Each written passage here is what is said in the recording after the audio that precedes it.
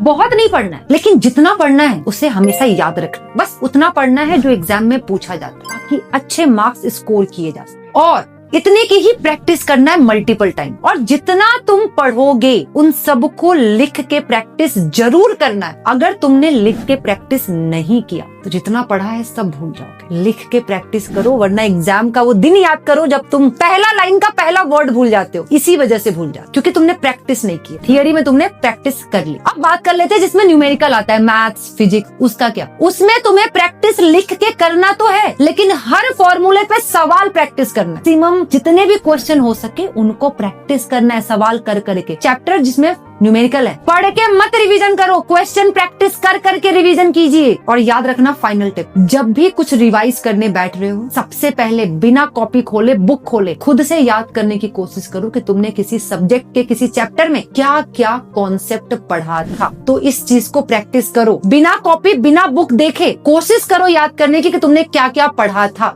इससे मेमोरी पे, आपके ब्रेन पे जोर पड़ेगा, ताकि उसको ये, हमारे दिमाग को इस बात का एहसास दिलाना जरूरी है कि जो पढ़ा है वो जरूरी है, भूल नहीं सकते। ऑल द बेस्ट, मिलते हैं नेक्स्ट क्लास में।